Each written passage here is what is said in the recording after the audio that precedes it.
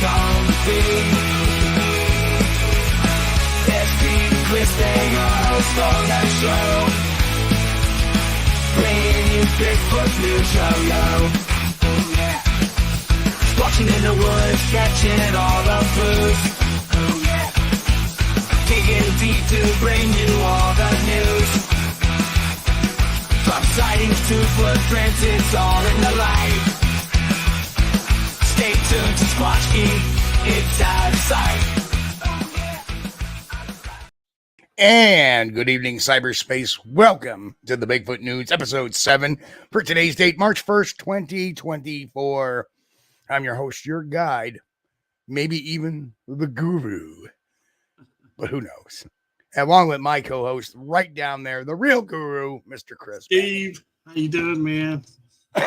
Before we start out today, I want to say happy birthday to my good friend John Gray. Today's his birthday. Well, happy birthday, I wanted to give him John. a little shout out there because I've known him since I was 4 years old.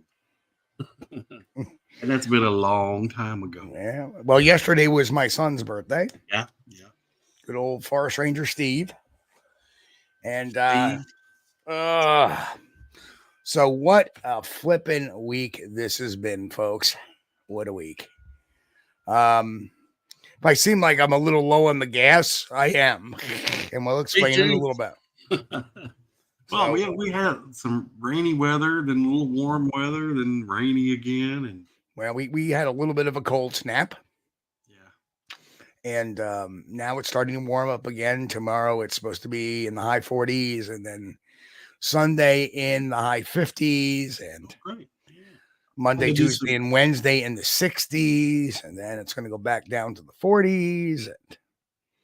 But the thing is that the winter has kind of lost its punch right now, and we're going to hope that it stays that way for our part of the country. Yeah, I had to do some driving this week, which is odd for me because I hardly ever drive. But I noticed the coolant level was low on my Hummer, so I'm kind of worried about that. I don't understand why it's only got like 360,000 miles on it, or almost. Oh, is that all?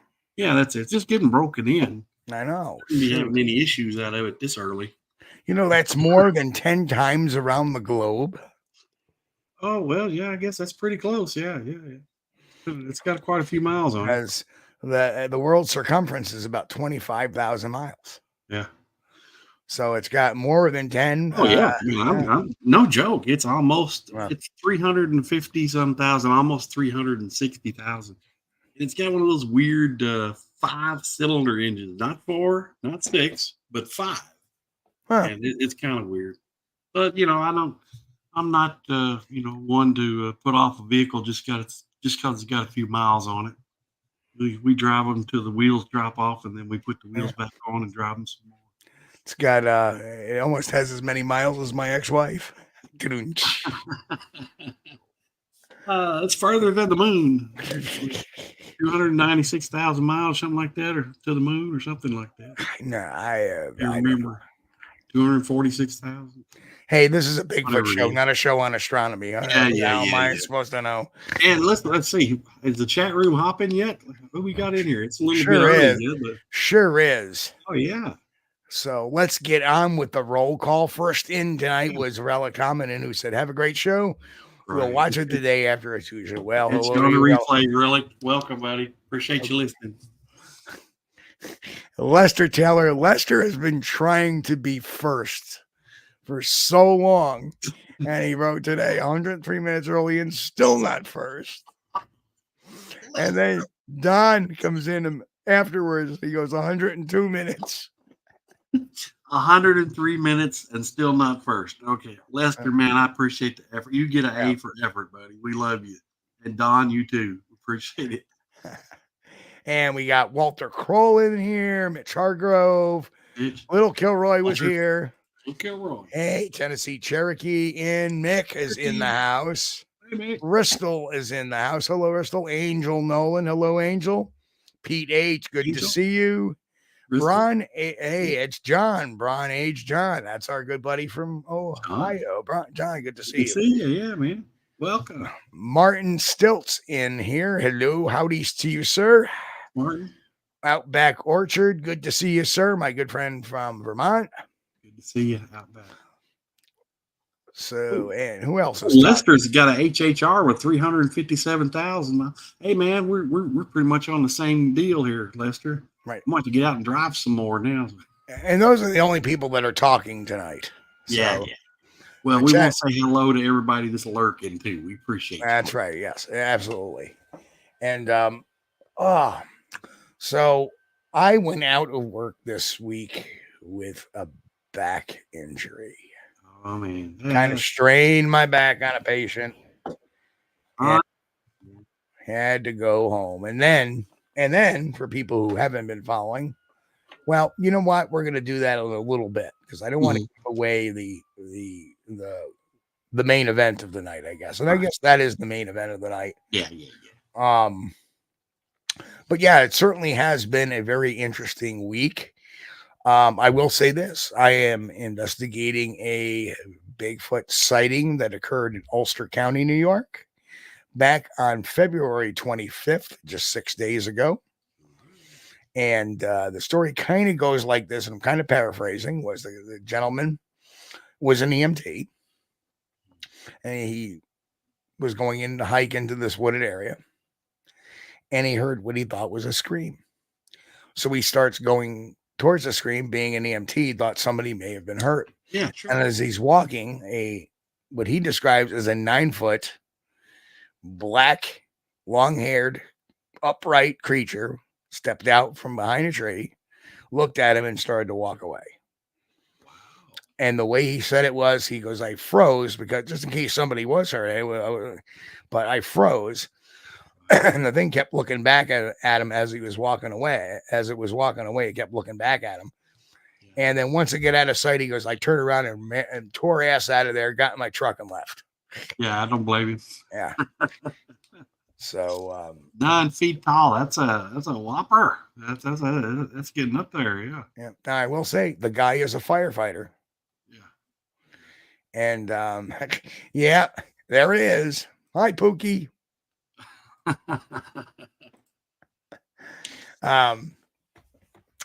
But yeah, so I'm trying to get a hold of him, and we'll see if he actually connects. But he did leave a bunch of good directions to where the incident had occurred. So depending on how I'm feeling Sunday, I may take a drive down there. I may wait till next week.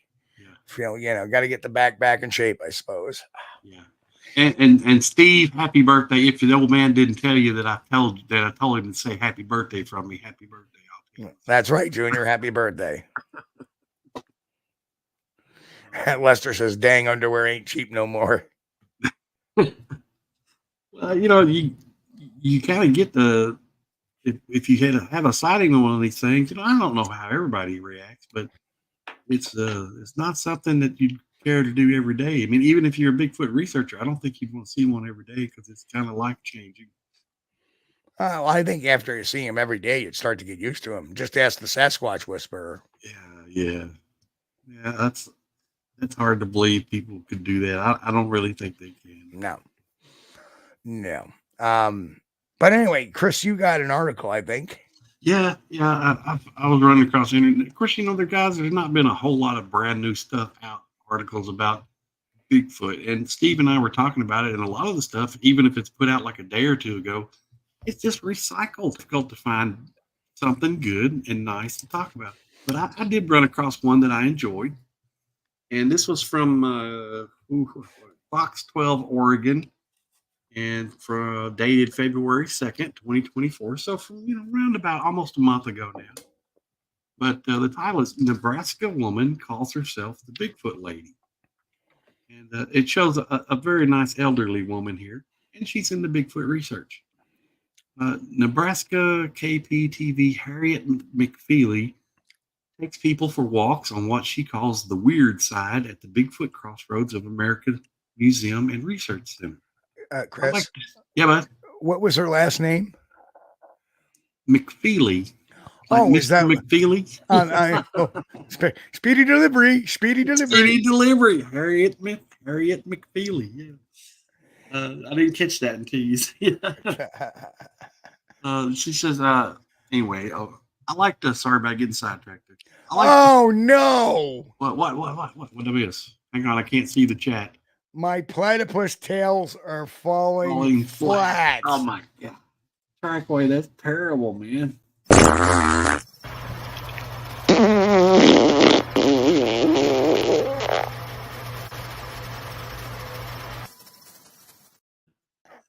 Oh, that was worthy of Ralph's rating there.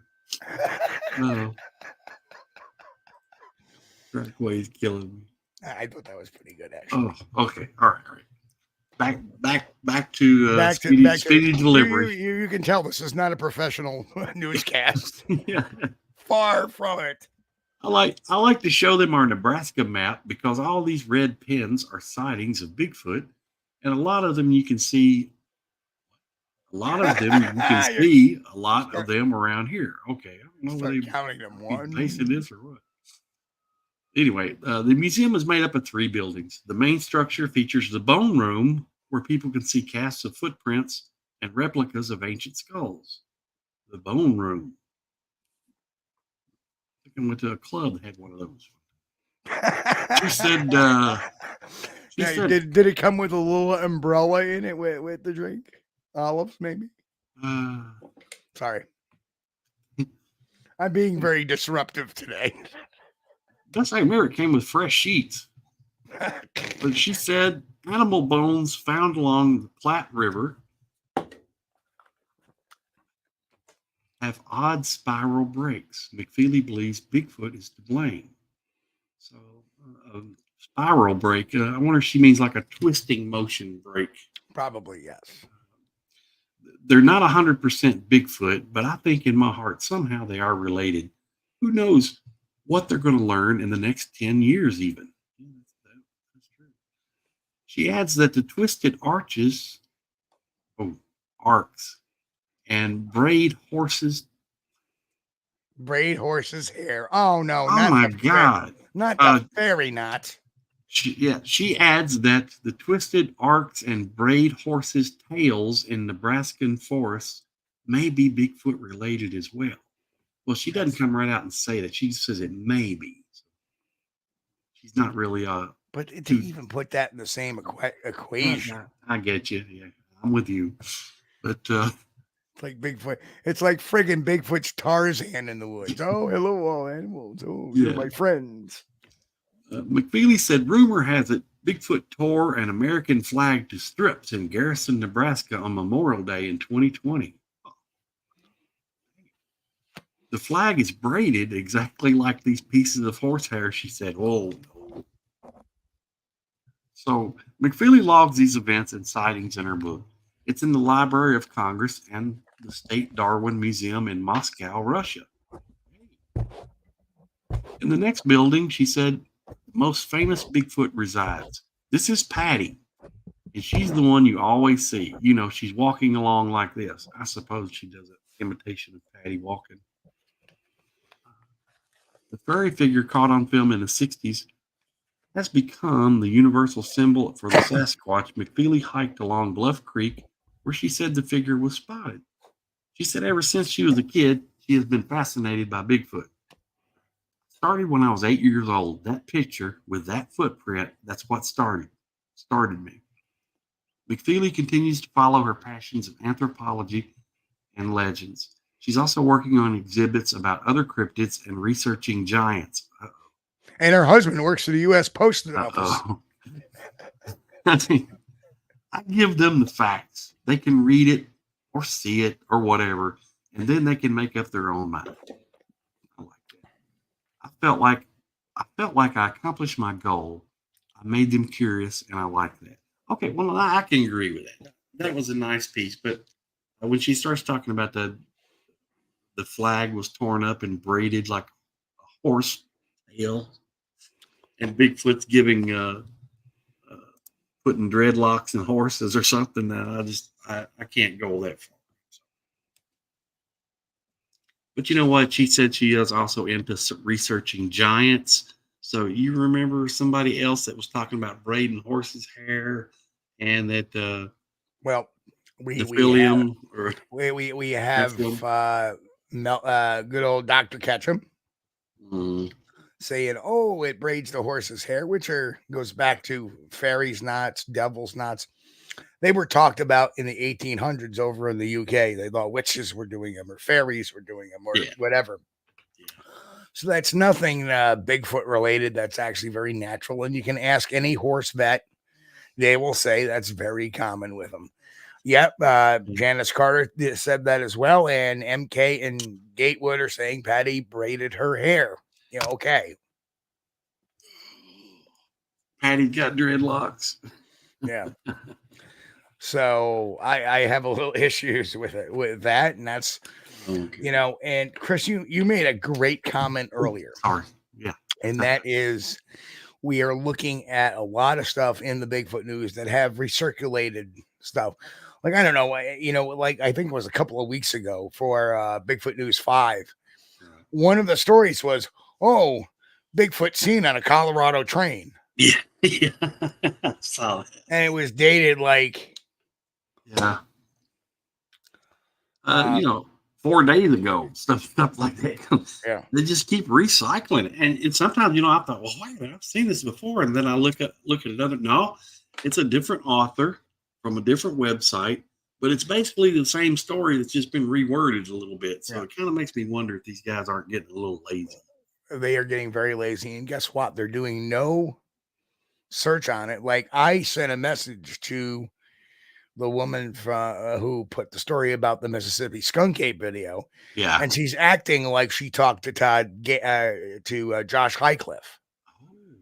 And she didn't. I know she didn't, because I've seen the same article just with a little changing of the wording in other articles as well.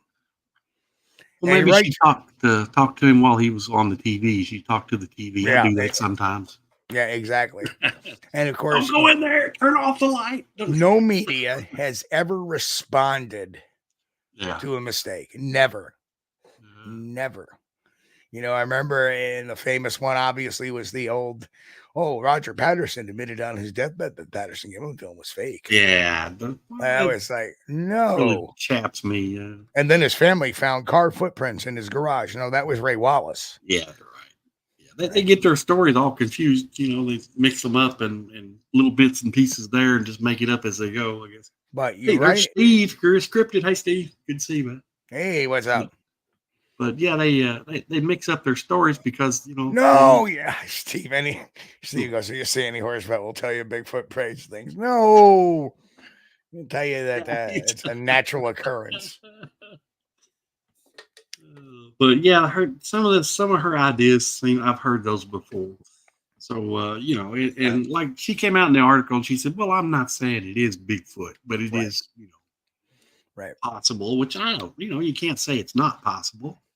I mean, it's possible a 747 could land in my front yard, I guess. Probably crash land in your front yard. Yeah. I'll be going out the back door if that happens. Reminds me of the scene from possible, just not like. Remember that scene from the War of the Worlds, the one with Tom Cruise, where the plane comes down in the front lawn. Yeah, it landed there, didn't it? Yeah. So. But I thought it was good. You can tell by looking at her. She's an elderly lady, and she's been doing this since she was 8 years old. And by looking at her, that's probably about 60 years or so, or maybe 70. Right. So interesting. So, any other good news articles for the week you got, Chris? Oh, well, let's see.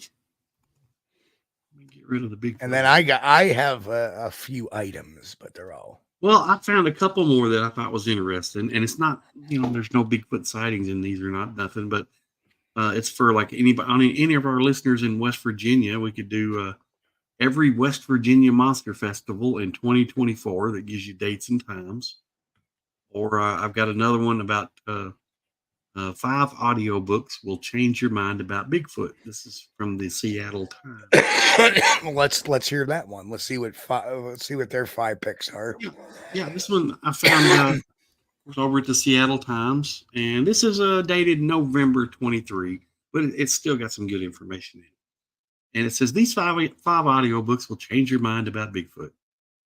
The first one they have listed is In the Valleys of The Noble Beyond in Search of the Sasquatch by John Zeta. Who the hell was John Zeta? John Zeta, I don't know. Okay, so now, you know what I'm thinking, Chris? I've never heard of John. I think this list is going to be a bunch of bullshit, probably put out by the publisher of the books. Oh, Just no, my it's thought. different. It's different ones. Different All ones. right, all right. Yeah, they got different authors. But it says, anyway, it said, do you believe in Bigfoot? Even the staunchest Sasquatch skeptics will develop a new appreciation for our region's most galvanizing and controversial cryptid after listening to these thoughtful audio books. True Bigfoot believers and fans will also gain insight into the nature of their obsession. Whether as myth, mammal, or metaphor, this much is incontrovertible. Bigfoot is real and really interesting. Okay. This is a quote from the book of In the Valleys of the Noble Beyond in Search of Sasquatch. She is a blur of rippling brown fur and beady eyes set in a wide head. I stand there looking at everything blankly, not understanding, trying to process what is going on and how it came to pass. No, this gripping episode in John Zeta's In the Valley of the Noble Beyond in Search of Sasquatch does not document an encounter with one of the gigantic man-apes rumored to haunt misty and remote recesses of British Columbia's Great Bear Forest. More predictably, he's facing off with a great bear about to charge. Well, what are you talking about? Bigfoot, a bear in a Bigfoot. Now you see, there is the rush of anthropocentrism. Mm-hmm. So it's giving the bear human-like qualities. Right. Yeah. All right. Next book. That one's probably not going to be that great. Okay, the next one. Hold on. Hold on. Oh, let me click back to the chat. Hold on. Oh, Ralph, what do you think?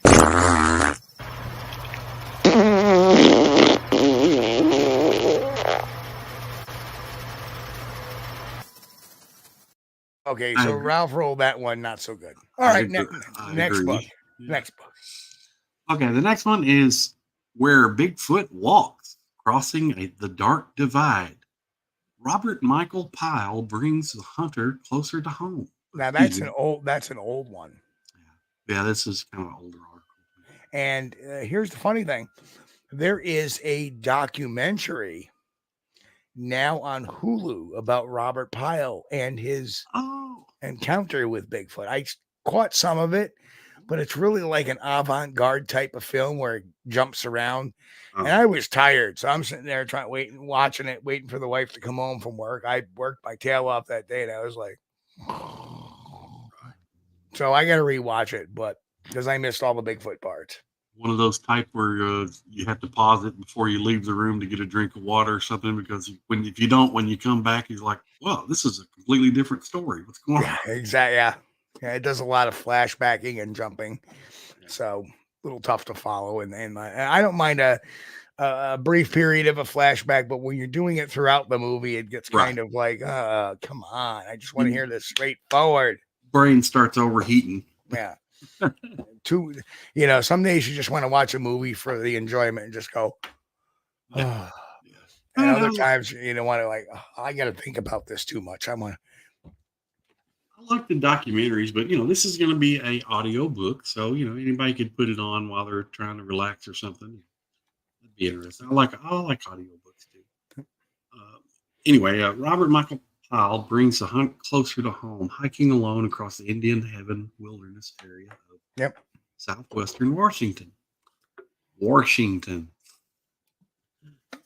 as normal people say, Washington, with both butterflies and Bigfoot on his mind.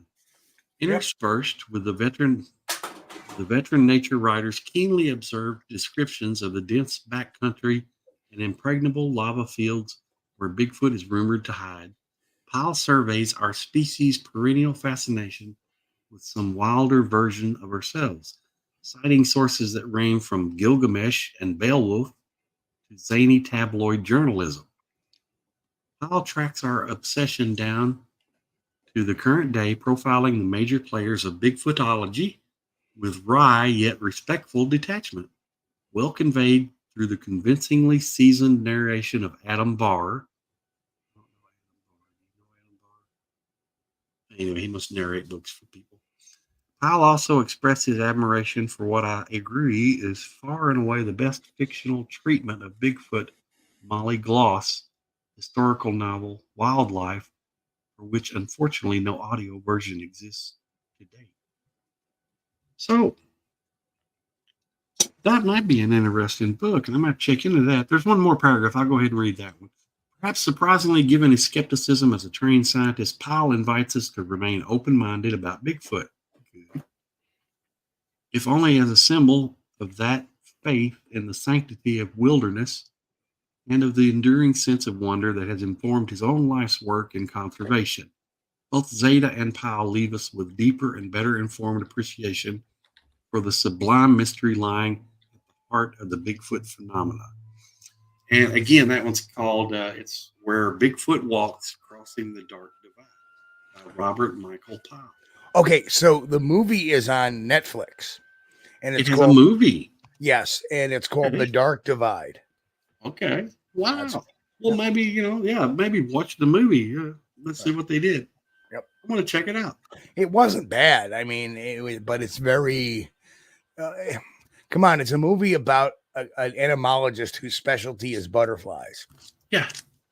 And, his wife is dying of cancer, and he goes off on this trek.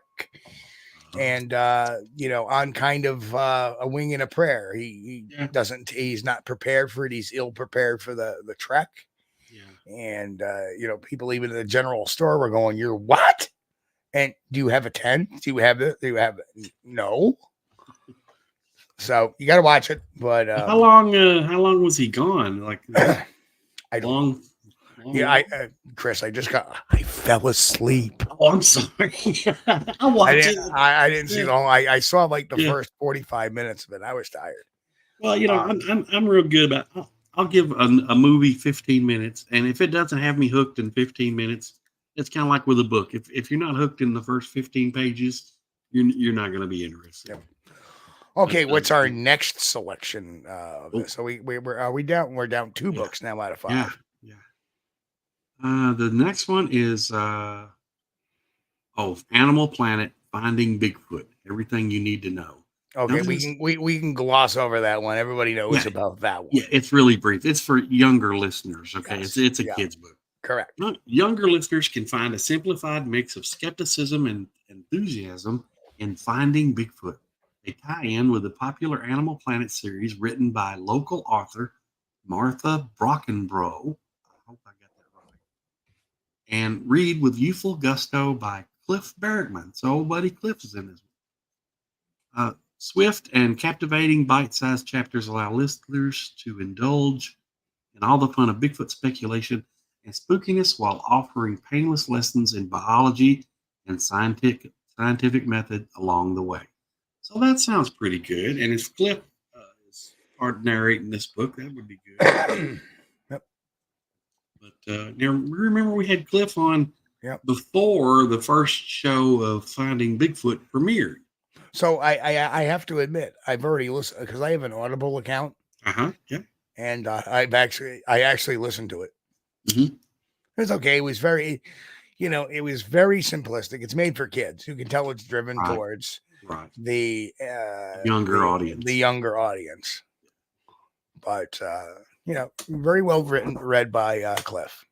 Yeah, and if you've got like the Audible or the where you can get like so many free books a month, audio books, sure, why not give it a listen? And I'm actually reading another book by not a Bigfoot book. I'm actually listening to another book which is read by the author who's relatively famous. Yeah. And man, he has a lot of times you would think that there would be more emphasis. Like if I was doing an audio book on my own stuff, I'd be like, yes, and the Sasquatch, I'd be right, but it's very monotone. But Cliff does a very great job during this. You can tell. Oh yeah. Yeah, Cliff was a lot of fun when he was on the show. We've had him a few times too, but nice guy. Okay, next one. Next one's called Being a Human: Adventures in 40,000 Years of Consciousness. Yeah, didn't say anything about Bigfoot in there. Okay, anyway, perhaps the most profound meditation. Meditation on Why Bigfoot Matters to Us comes from a book that makes no mention of Bigfoot phenomena at all. In Being the Human, Adventures in 40,000 Years of Consciousness, philosopher and veterinarian Charles Foster takes a long view of human nature, holding up our species' relatively brief status as farmers and settlers against our much longer tenure as nomadic hunters and gatherers. And guess what? Let's have Ralph on that one. No, I've actually listened to that one. All right. I've actually listened to that one. Well, 5 Bigfoot books. No, wait. It doesn't say that. It says these 5 audio books will change your mind about Bigfoot. But yeah. So that one's not about Bigfoot at all? No. Nope. Okay. It's about Homo sapiens. Mm-hmm. And, I got to say that one was really interesting because it kind of gave me a whole new perspective that, we think that modern man is the one that destroys all the animals and stuff like that. No, it's been going on since Homo sapiens have been here.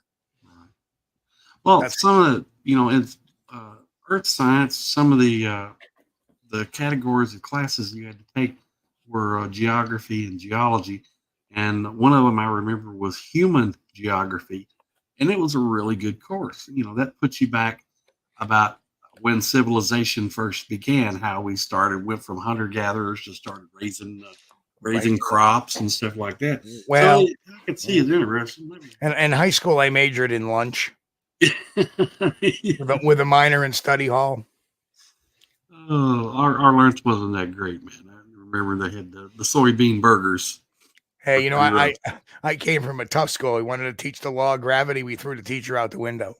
Anyway. Oh, man. Okay. Hang on.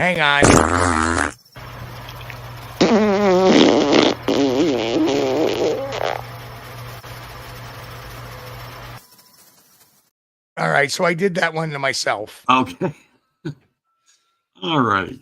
Next week we can't have Ralph on at all. He's made far too many appearances in this episode already. He's been a big part of this episode. Okay, is this the last one? Yes, okay. We got to the last one. Here we are. The last one is called Being a Beast by Charles Foster. Building on the fascinating thought experiments at the heart of his previous book, Being a Beast, Foster attempts to imagine his way back into the mind of our undomesticated human selves as they were in the upper Paleolithic, physically and behaviorally identical to us, but radically divergent in life ways and worldview. Now, this is going to be about another book about human geography. So, okay, I'm going to go ahead and read the last paragraph here. It says, Enter Bigfoot. Might not our persistent attraction to some untamed wild man of the forest spring from the ancestral memory or intuitive sense of all that we lost or traded away when we audaciously set ourselves apart from nature? Whether as devout belief or fond wish, our hearts understand what our rationality rejects. Bigfoot is us.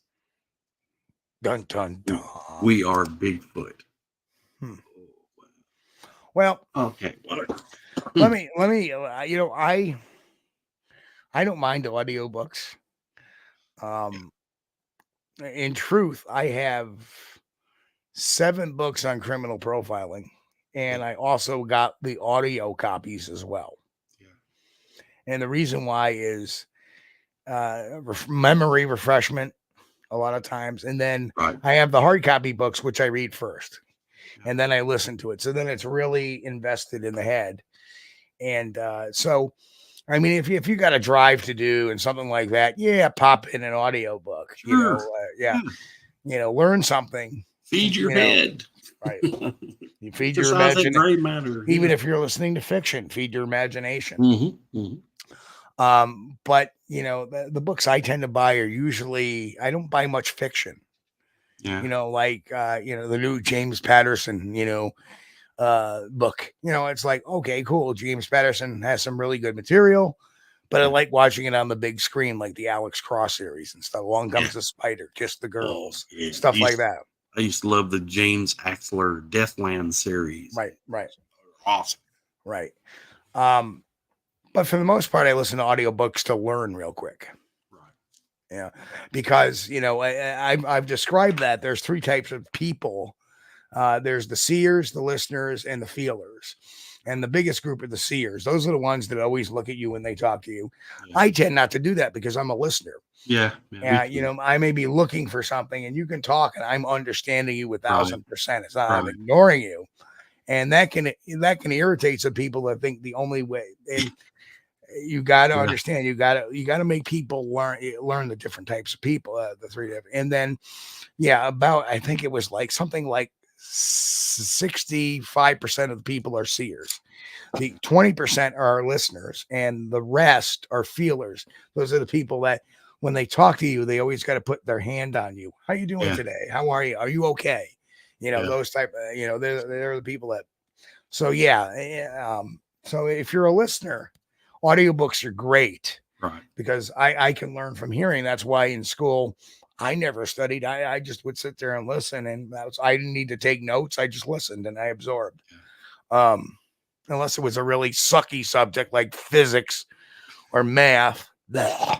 Anyway, I was a science guy and a history guy.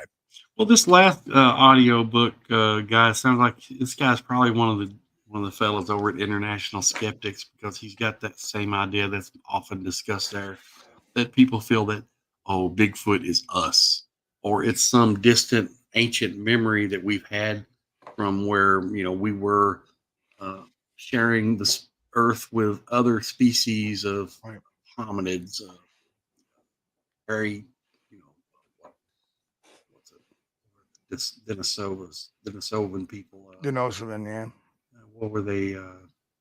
They were part Homo sapien, Homo erectus, and part Neanderthal, I think is what it was. Yeah.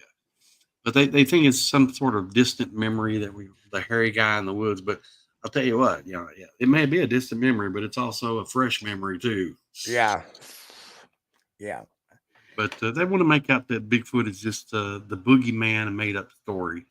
Right. And if that's what it takes for him to get a good night's sleep, that's fine. But don't be shocked. That's ridiculous. Because if we thought it was the boogeyman, everybody would be scared of Bigfoot. Well, I tell everybody, I don't try to talk anybody into believing into Bigfoot. No, you don't have to believe in Bigfoot. Right. Just wait. Just, keep your mind open to the mystery. And when you have your first sighting, if you have a sighting, then you'll know. Yep. Then you'll know. And then you can just kind of laugh out of one side of your mouth at these skeptics that are, oh, there is no Bigfoot. Well, newsflash. Yeah. So, I'll give you a new book that's going to be coming out in May of this year. Oh, do I know the author? I think you do, because it's almost finished. Oh, good. And the book is called The Psychology of Bigfoot. And so I'm hoping to have that finished by May.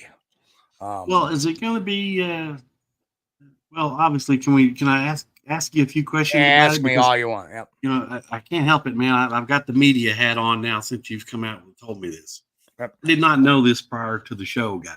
No, he didn't. I just swung that on him. So since we know now, is this going to be a book about the Bigfoot researchers' mentality, or is it going to be how Bigfoot thinks? Give us a little background here. It's going to be about a little bit of everything. Okay. From the Bigfoot researcher to the Bigfoot witness to the Bigfoot itself. And we talk about things such as the Dunning-Kruger effect, cognitive dissonance, and a bunch of other things. I talk about sociopathy. I talk about psychopathy, or and the differences between the two. pointers on identification of such, but we can never classify because we're not professionals. I talk about why people believe the way they believe, why people hoax, but in a way, and stages of a hoax. And I'm not talking about 5 stages. This is all new, all brand new material, revamped. And it's got a lot more information in it than you could ever want. So you could use this as a guidebook. If you know this book and you hear somebody try to defend an argument, you could say that that's completely in the face of total evidence, total evidence. And they're denying evidence like we saw a few weeks ago. You'll understand why. Well, in the last one, I thought you had a really good section on the Bigfoot hoaxers, and the mentality of the hoaxer. And I thought that was really great information for a researcher. But now it gets even better when you get the book. That was like the introductory, very brief introduction as to why. Right. But when I get into this book, we start to break everything down. Mm-hmm. And that is huge. When you start to understand why I talk about the brain. I talk about the limbic system. I talk about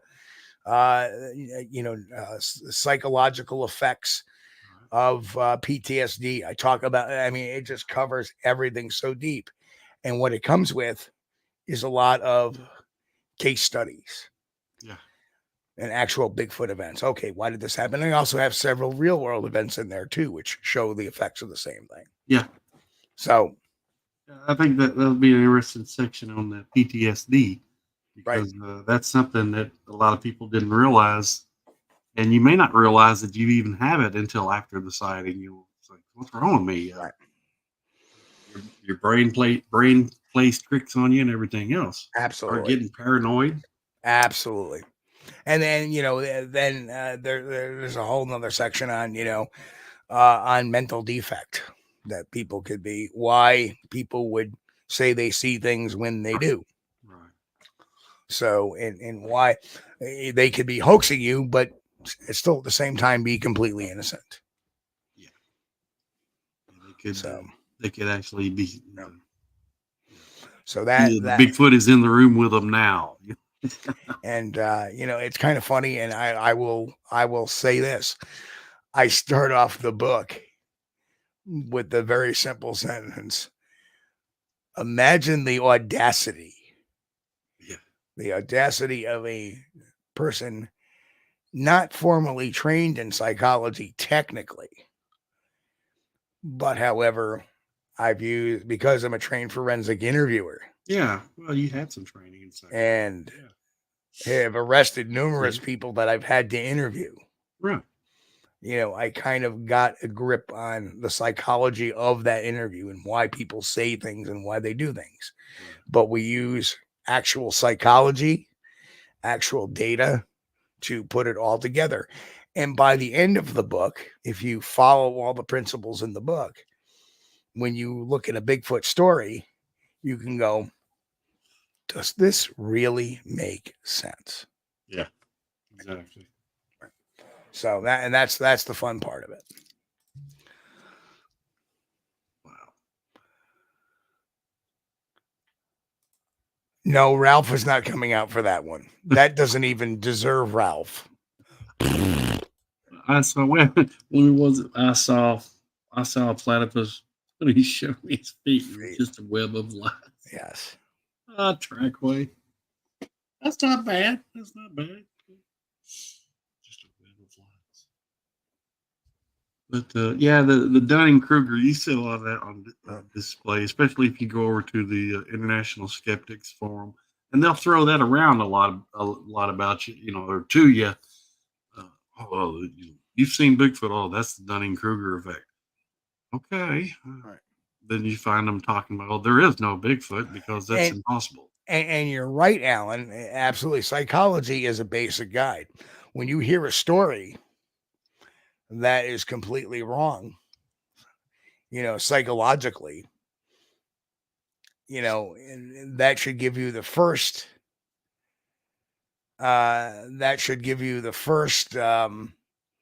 clue that what you're going to look at if a film or photo is not probably real. Yeah.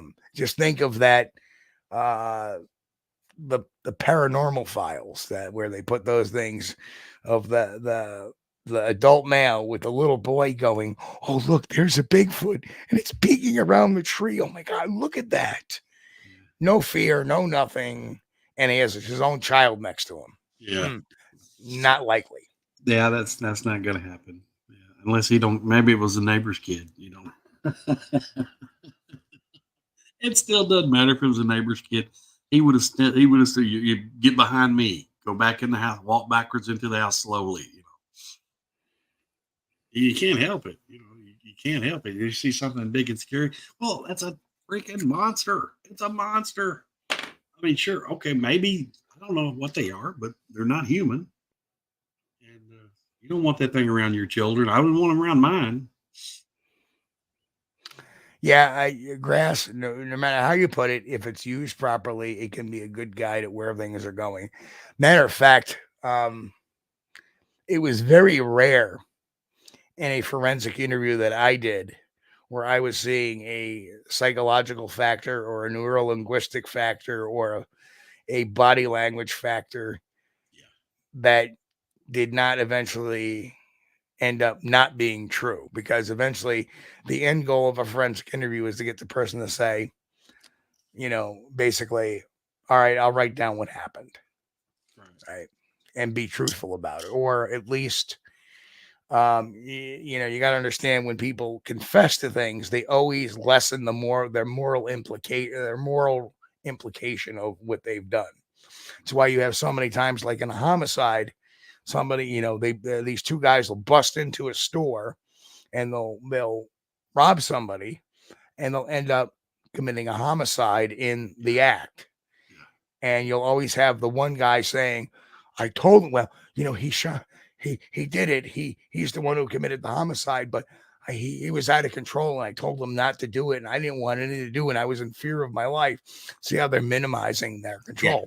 The truth is, probably they both went out of there and said, all right, let's split the money up and hopefully we won't get caught. That's the truth of it.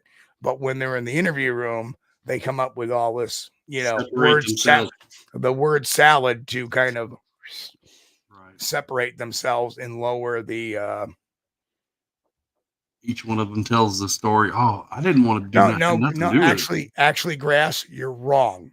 Psychology is not a weapon. Okay. That's not a weapon. Yes, it is. It's a weapon.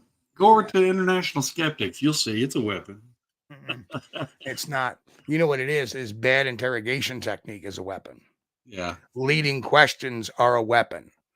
Not once in forensic analysis or forensic interviewing do they ever train us to say, you did it this way, didn't you? They never tell us to do that.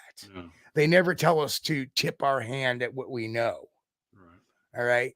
So what you're thinking is, while people are using elements of some psychology, they're adding their own pieces and bits and thinking of what they're supposed to be doing. They're trying to play bad cop. Right. And the fact is when you do a forensic interview, there is no bad cop. There is no bad cop. No, you try to make the guy feel at ease and get comfortable. Correct. And then he wants to talk to you because you're trying to help him get out of trouble. Yeah. And truthfully, you never do a cold forensic interview without the evidence going into it. Like when I'm sitting across from somebody, say they stole $500 out of a cash register, I already know that. I already have the evidence that. Yeah. I want them to get them to admit it so we can call it a day.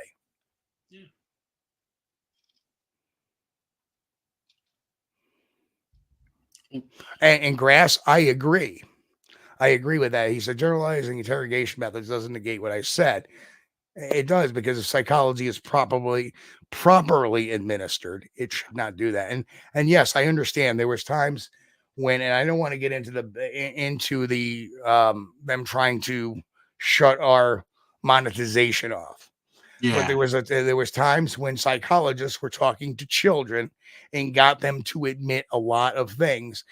And to me, you don't understand the psychology. That person never understood what we know now about the psychology of children is that they can be very suggestive. Yeah. Because think about the psychology of a child. They want to please the adults. So when they get interrogated, they want to please the adult and tell them what they want. Another thing that comes into common play as well is suggestive leading. And that happened in the case of Jason Miskelly with the West Memphis 3, where he admitted that they had actually it can be. It very well can be, but there's other things. There's other factors. When an adult becomes suggestive, it's because they've been interrogated for far too long, not given proper breaks, not given proper rest, so they become suggestive. There are ways, and believe me, I know, I understand, trust me, interrogation methods. And let's not forget, one of the people in my training class was an Army intelligence officer. So I understand, and I understand how it can lead to false, right? The whole idea is that we don't have that type of power necessarily. I don't. Or even when talking to a Bigfoot witness, I don't have that type of power to make them, to kind of lean on them enough to make them please me. The only time they do is either one, when they're children, because they're suggestive. They're very easily suggestive because, like I said, they want to please the adult. We got to please mommy and daddy, and this is an adult, and I got to please the adult. Or they have a lower IQ and they can be very suggestible. So, yeah, and when you speak to a Bigfoot witness too, it's not hold like on now, giving them a third degree. Grass. You said if you admit to this, you'll get a lesser charge. That is not psychology. That is coercion. Yeah, I know what that is coercion. Yeah, that is coercion. That He's is talking not about psychology, right? That is illegal. That is not. Whoa, no. A cop is not even supposed to do that. Well, that can be coercion. On police interrogations, though, they're allowed to lie to you. They can lie to you legally. They can lie to you in order to get a confession out of you. That's true. But there's ethical lies and there's non-ethical lies. You know what an ethical lie is? An ethical lie is, well, we've conducted an investigation and this is what we saw. We've seen people doing X, Y, and Z, right? Knowing that X is the crime they committed, right? Right. I may not have that, but it's perfectly okay to say we had that. Right. That's not coercion. Coercion is when you say, listen, if you admit that you did this, I'll give you that. Right? That's coercion, is saying that you're either going to get slammed, you're going to go to the slammer unless you admit to that. That's coercion. That is improper, unethical, and illegal. Yeah. And there have been many cases where such a comment was made to somebody that the confession was thrown out because of that. But this also coercion is not psychological weaponry. We're talking not Alan. It's unethical. And every interrogation and interview class I told you I've taken, they have said not to do it. So don't say it's that is somebody playing God, and that's the basic thing to me. That is not part of an interrogation or anything I've ever done. So when you say that is insulting to me. Though that. Police interrogations do tend to get a little bit unethical, Steve. I'm not denying that. But what I'm saying is that's not part of any training. That's their own ad lib stuff. Yeah. That's not something. It's something that's always taught not to do. You do not coerce a witness. You cannot give the perception you're coercing them. That's all I'm saying. Well, with when you're interviewing somebody that's a potential Bigfoot witness too, it's also not an interrogation. Right. You're just interviewing them and trying to get a feel for what happened, what they saw, what kind of person they are. In fact, what I do, I don't even consider interrogation. Even when I was talking to the criminals, it's a conversation. Sure. Yeah. It's nothing like. Now, there are times when you do have to switch. Mhm. You have to turn that switch and say, well, where you're trying to be nice and try to lead them into this nice soft landing and admission, Yeah. and you have the evidence there in front of you. Right. All right, I have a video. There they are stealing the money. I'm looking to get their confession, and like I remember one where we actually knew she was stealing. Yeah. Every time she would cover that register, the till would show up short. So what we did was we audited the till before she went on. Yeah. She covered the lunch. We audited the till after she left, and it was $50 short. Right. Shortly thereafter, she went to the cafe in the store and she made a purchase.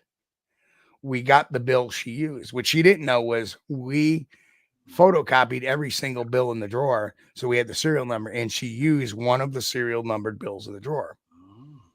So she was not admitting, no, and her, you understand, there are a lot of factors leading up to an interrogation Yeah. or interview. But yeah, you don't want to. You got a Bigfoot witness, so you don't want to throw them under a light. It's not Right. the third Exactly. degree. Exactly. So what happens is a lot of times there are very soft ways of getting a reaction from somebody. And one of the things, and this is what I did to her, I said, if we catch the person taking money out of this drawer, what do you think we should do to that person? And her thing was like, head went down. Well, I don't know. Right. No, you should just a little slap on the hand. No, but that's the kind of reaction that you get from a person that's responsible. Right, so I'm you put these feelers out. Right. Because a person who was not guilty of the crime would be saying, lock the son of a bitch up. Yeah, give him the chair. Go ahead. Lock him up. Fire him. Give him the chair. Her reaction was, I don't know. I don't know. So, okay, now I have no doubts in my head. Okay, we got the physical evidence. I got the body, the read towards that question there. And I start talking to her, and then I said, and I talked to her. I go, you have any idea who may be responsible for this? And she said, I don't know. Right. And well, what would I tell you if we knew you did it? And she was like, I didn't do it. Well, I think so then I had to break out. All right, I'm going to be perfectly honest with you. I'm trying to give you an out and I give them a bunch of good psychological reasons why they do something like that. I then from there I say, listen, and I put the photocopied sheet. We photocopied all the bills, and I pulled out the money. You use this bill at lunchtime, and look, and what does that tell you? And I put the bill right under where it is. I said, listen, I'm not looking for whether or not you did it. I know you did it. I'm just looking for the why, and I hopefully it's for a good reason. And her head went down. She says, well, I'm behind in my rent. Okay. Done. No judgment passed. I understand. Not saying you're a bad person. Well, with Grasshopper, what Alan was saying a while ago, though, I think it kind of relates back to the Mr. Mike situation. Yeah.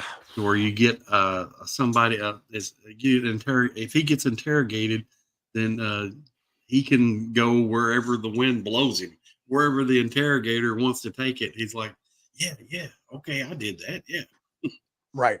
And I think that's something you got to recognize too. Sometimes as far as a Bigfoot witness is concerned, sometimes I'll use a leading question to see if they agree with it readily. Mm-hmm. Right. And I had this Bigfoot witness many years ago when I was asking him leading questions about a couple of things, and then I would let him elaborate on other things. And then I would go back and ask her, if I asked him a leading question on something, I would go back and ask, like I said, well, were the hands kind of, large with long fingers? And I would go back. So what did the hands look like again? And he would go, oh, they were short with stubby fingers. Right. Because when somebody's making something up, they don't remember. And usually an honest witness will tell you, I didn't see the hands. Right. But instead they're trying to make you believe that they had seen something. So when you start getting that motive out behind you, right, Like the if guy you- describing the Bigfoot right. toes that they were standing in grass. And there's never, rarely is there an I got you moment where you say, Oh. I know you're lying, or you never say that to anybody. I never would. Steve, check the time. We got to go. We do. Oh, man, we done went over. We did. Well, we did promise one thing. And I want to tell yes, for folks who are wondering, I did go out to New Hampshire today, investigate a series of videos that were that were put up on the BFRO Facebook page. And we'll be having a lot more about that in a couple of weeks. We got to put all the material together. And, I got to say, it was a good time. I'm tired tonight. New Hampshire. New Hampshire. I was out there with one of our former guests, Crystal Panic. She was out there. Crystal, yeah. Yeah. And so hello to her. And I was out there with Alex Petikoff, who actually lived only about 40 minutes away from there. So Alex came out, deployed his drone for us. We'll have all kinds of fun stuff to look at, cool. Coming up soon. So, but anyway, so a little excitement. Yep. Coming up. A little excitement. But anyway, hey, it's been fun. So this Sunday night. Now, see, Chris doesn't have the little blue book. Oh no. You know what's in the little blue book? Who next week's guest is. Oh. Or this Sunday's guest is. You remember who it is? Let's see. You should. He's a neighbor of yours. No. Charlie Raymond. Who? Charlie Raymond. Troy? Charlie will be on this Sunday night. Charlie. Yeah, that's right. Oh man, I thought that was next week. No, that's this week. Okay, well, good. It'd be good to have Charlie here. Charlie he's a Kentuckian now. We kind of adopted him. I think he's originally from Florida or somewhere around in there, but that's okay. We don't hold that against him. Yeah, we love Florida. Charlie Raymond will be on. Yes, that's right. I have the blue book. Yeah. They threw that away, as part of Project Blue Book, and I got it. Oh, man.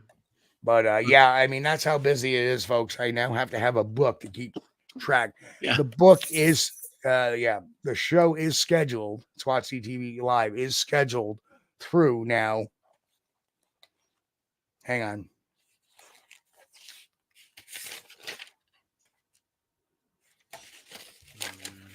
Oh, the show is now scheduled through April 14th.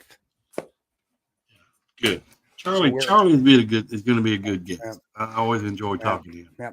So anyway, folks, we'll catch you all here Sunday night, 9 p.m. Eastern for Squatch-D TV Live, where we're going to talk to Charlie. And he's been drumming up a storm with all the interviews, recorded Bigfoot interviews. So we'll be talking about some of his interviews and his more interesting interviews and what he's got going on, because he's been a very, very busy man the last year. So anyway, folks, everybody have a great day, a great week, and we'll see you in a couple of days. Everybody be safe.